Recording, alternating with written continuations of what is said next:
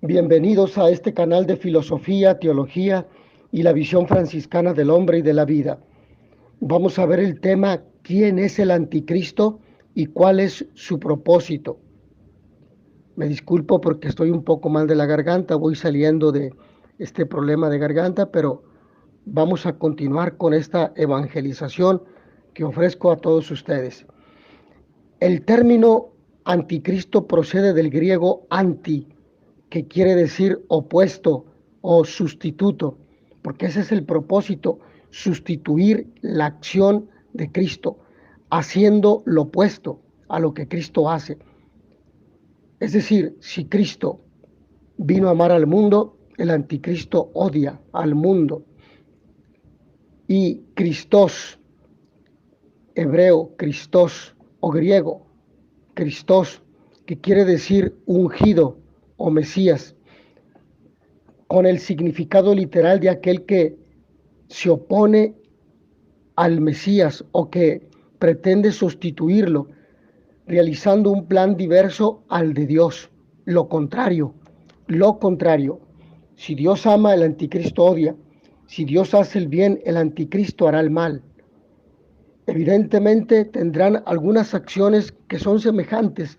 Por ejemplo, si Jesús hizo milagros, el anticristo también los hará.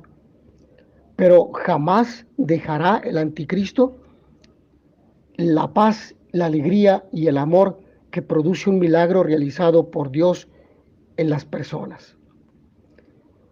Solamente en la primera y segunda cartas de San Juan en el Nuevo Testamento se utiliza la palabra griega anticristo.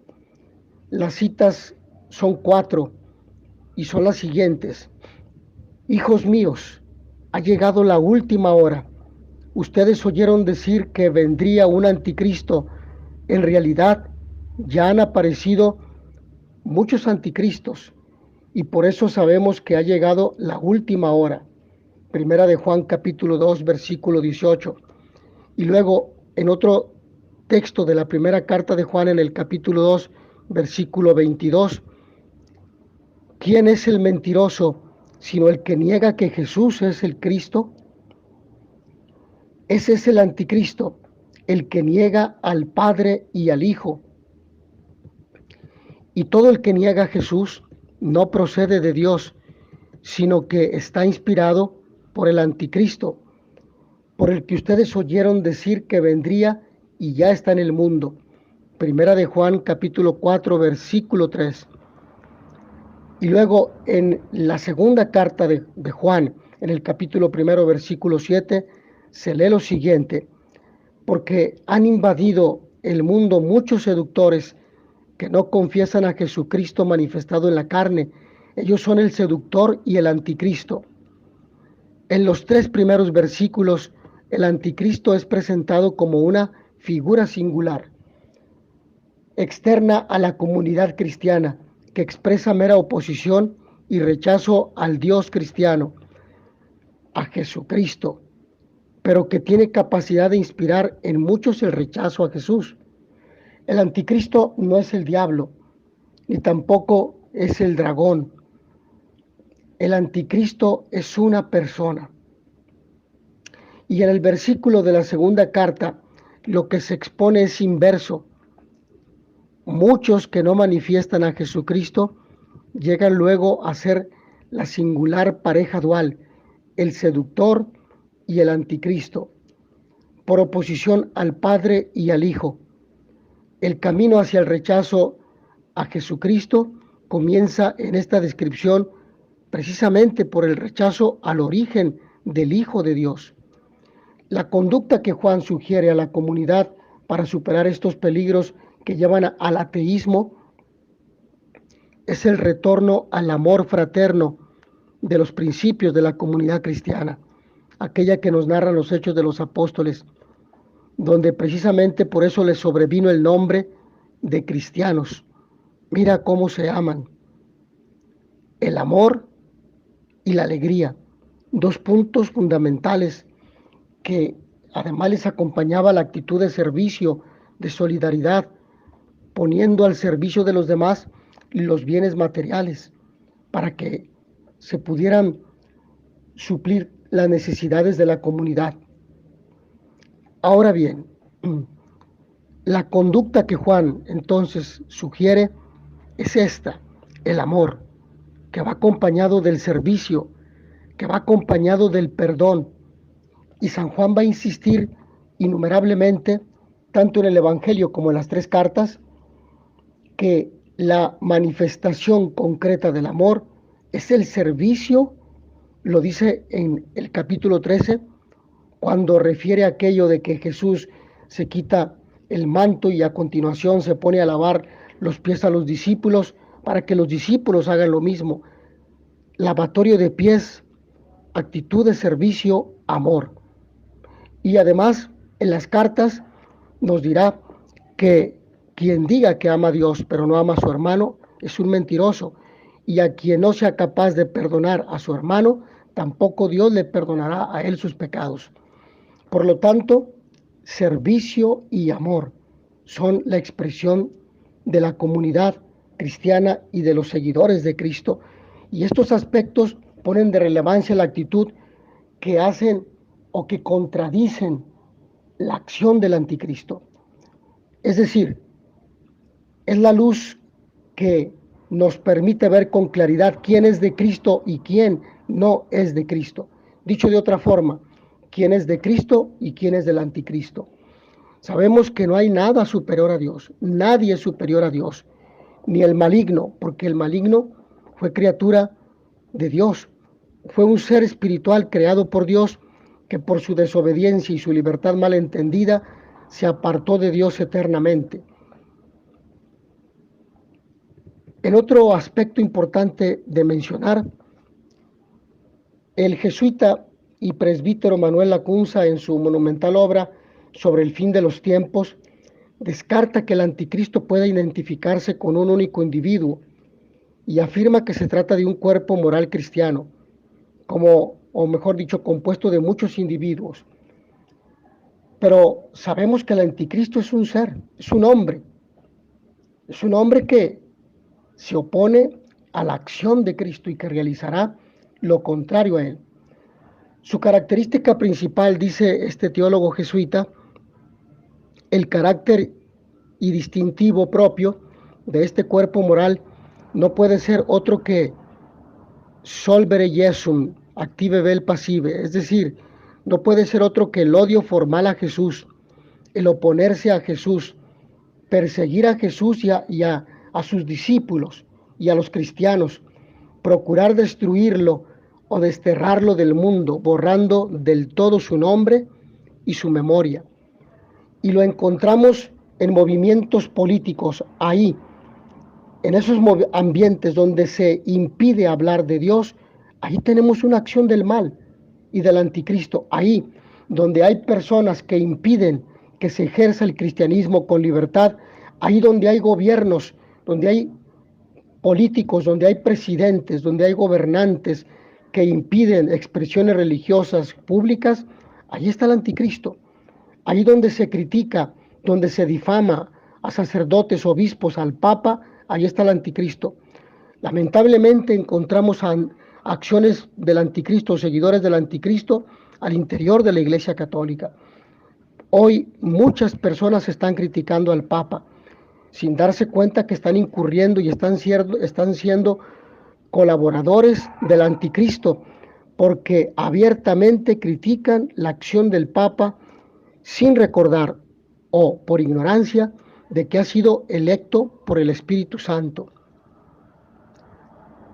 En otro aspecto que es importante también mencionar, el cardenal Newman, en su obra 4 sermones sobre el anticristo, afirma que fue tradición universal en la Iglesia antigua que el anticristo será un hombre individual, no un poder, no un mero espíritu ético o sistema político. Citando a San Jerónimo, agrega: lo que hemos recibido de todos los escritores eclesiásticos, esto es, que al fin del mundo, cuando el imperio romano sea destruido, habrá 10 reyes quienes se dividirán entre ellos el territorio romano, y que surgirá un 11º pequeño rey, quien prevalecerá sobre 3 de los 10, luego recibirá la sumisión de los otros 7. Entonces, esto es terrible. No es un poder político como el dragón, no es el demonio, es un hombre que ejercerá dominio, que llevará la guerra a los confines del mundo, que hará enemigos a unos de otros y que tendrá por misión apartar al hombre de Dios, haciéndole creer que Él es el Mesías esperado en el mundo, y lo cual es un grave error. El cardenal Henry Edward Manning afirma: la primera gran revolución francesa fue la inauguración del reino del anticristo, de la negación de la fe cristiana, de la ruina del orden cristiano, de la subversión de la autoridad de la Iglesia de Dios, tanto en la vida pública como en la privada. Y desde ese día hasta hoy, los principios de la turbulencia y la apostasía han azotado y atormentado a los reinos, a los gobiernos en todo el mundo.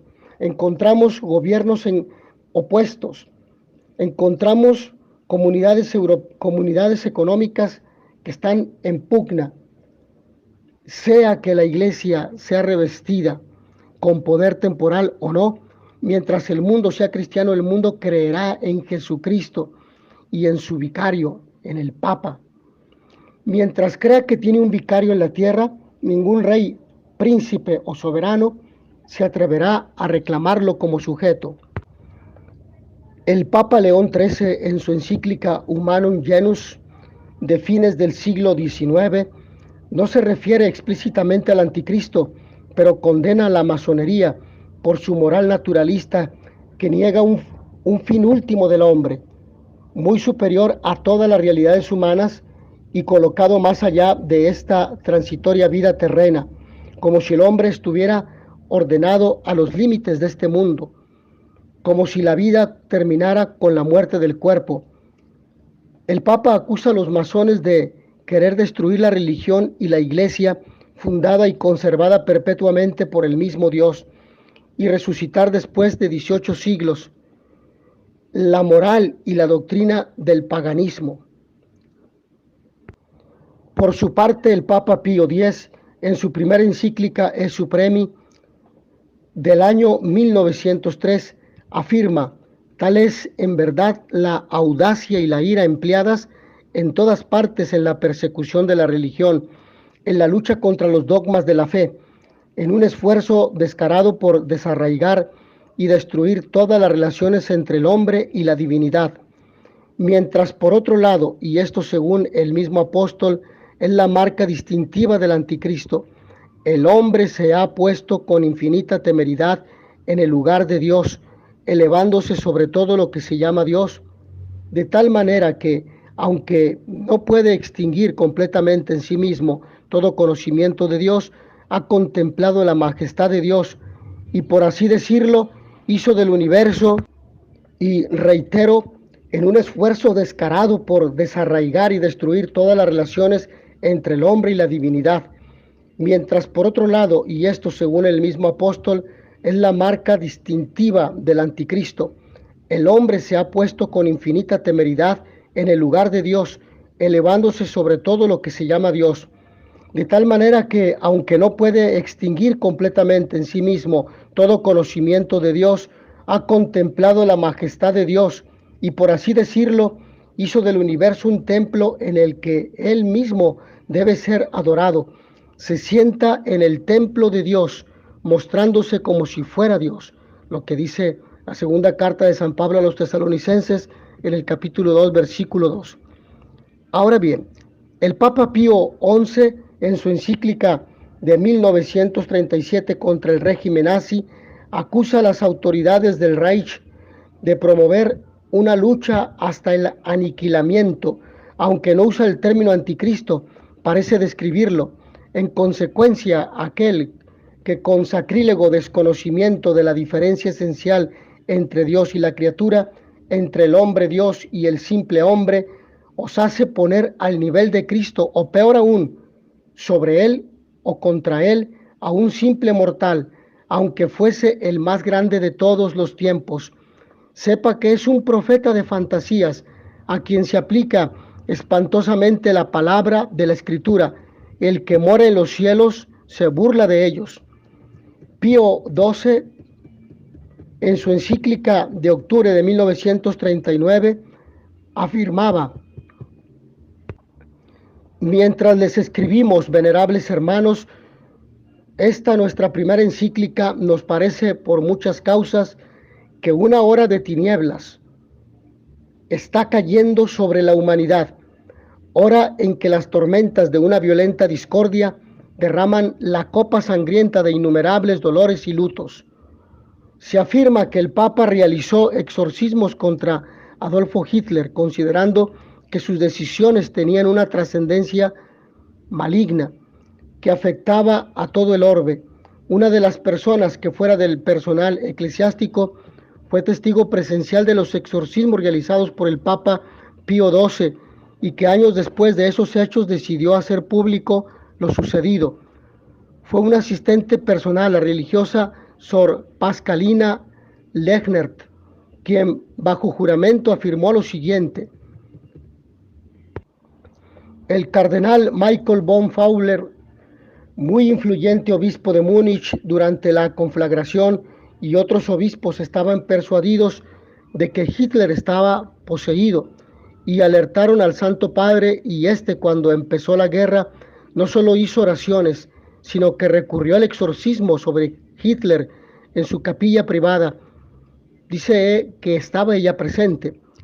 Por otra parte, el exorcismo practicado a distancia a Hitler por Pío XII fue confirmado por el padre Peter Gumpel, historiador y teólogo jesuita, relator de la causa de beatificación del mencionado pontífice. Durante el transcurso de una mesa redonda en torno al tema Pío XII, constructor de la paz, que tuvo lugar en la Capranica College en Roma, Italia, Benedicto XVI, de feliz memoria, escribió en su libro Jesús de Nazaret: la violencia no instaura el reino de Dios, el reino del humanismo. Por el contrario, es un instrumento preferido por el anticristo, por más que invoque motivos religiosos o idealistas. No sirve a la humanidad, sino a la inhumanidad. El pontífice expresó también: la sociedad moderna está formulando un credo del anticristo, y el que se opone a él es castigado con la excomunión social. El temor ante el poder espiritual del anticristo es demasiado natural. Según Benedicto XVI, la auténtica amenaza para la Iglesia actualmente proviene de una dictadura mundial, de ideologías aparentemente humanistas. Por su parte, el Papa Francisco ha afirmado que los corruptos son el anticristo porque hacen daño a la Iglesia y son un peligro, ya que son adoradores de sí mismos. Solo piensan en ellos y consideran que no necesitan de Dios. En conclusión, el anticristo es un hombre, es un personaje que realizará la misión, o que tiene como misión realizar lo opuesto a Jesús, a lo que Jesús realizó. Y por otra parte, el anticristo se denota sus acciones y una presencia que prepara su venida en ambientes políticos que están totalmente ajenos a la fe, a el respeto por la dignidad del ser humano, a la libertad religiosa, a la libertad de expresión, a la libertad de tránsito y todo lo que afecta la unidad de los pueblos y el respeto de sus culturas y sus sanas tradiciones, que son expresión de las semina verbi o semillas del verbo, como bien dijo San Irineo. Hasta aquí este tema. Agradezco a todos ustedes su amable atención. Nos vemos en la siguiente sesión. Y notitia veritatis proficere, pax et bonum.